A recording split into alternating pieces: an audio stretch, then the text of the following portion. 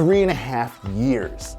That's how long fans of the iPad mini have had to wait for an upgrade. And in those 3.5 years, we've seen Apple launch a new Pro line of iPads, make an aggressively cheap iPad, kill the iPad Air, and bring it back again.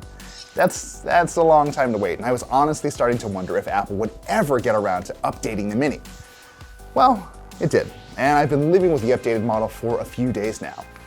I'm not ready to call this a review just yet, but one thing has become very clear already. The 2019 iPad mini feels like a love letter to people who adored Apple's smallest tablet, and I should know because I was one of them.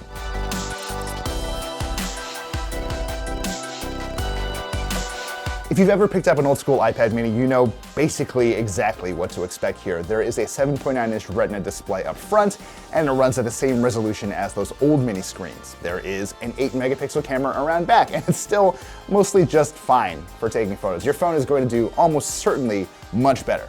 And just look at this design for a second. Look at this forehead and this chin and this home button with a Touch ID sensor. This body came straight out of 2015. Throw in a battery that's rated for about 10 hours of continued use off a single charge, and you basically have the iPad mini Apple has been describing for years.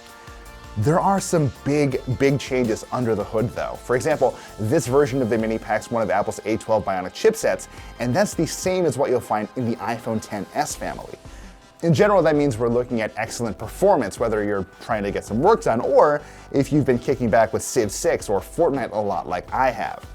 If you want serious horsepower for, I don't know, editing 4K videos or something, the iPad Pro is the obvious choice.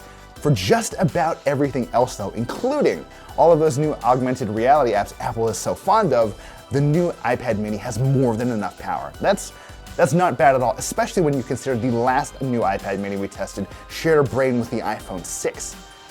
And about that 10-hour battery, I haven't put this thing through our complete set of battery tests yet, but it seems like Apple's promised 10 hours has been a bit of a lowball. Also new here is support for the Apple Pencil, or sorry, should I say, the first Apple Pencil. It works just as well as it always has, and if you're in any way serious about artistry or handwriting, then the pencil kind of feels like a must-have. I am serious about neither of those things because I'm terrible at them, so I would personally skip the Apple Pencil here altogether, and maybe that applies to you too. I will say though that the very act of using an Apple Pencil with an iPad mini feels way more natural than I would have expected. Writing down notes on something big like the new iPad Pro always felt a little cumbersome, like I was writing on an easel or something, but the mini, to me at least, that feels like I'm jotting things down in a small notebook, and I found myself writing with the pencil more than I thought as a result. Now I still have a lot of testing to do, but after all of this, I'm honestly still glad the iPad mini still exists. The thing is, I would argue it's just not as important to Apple's product lineup as it used to be. For me at least, the years have taken some of the shine off the iPad mini's design, and there's also the fact that the iPhone XS Max I use daily isn't that much smaller than the mini. Back in the day, the mini's appeal was that you had all of the niceties of the iPad experience in a body that was just a little more convenient to carry around or use on the subway or whatever.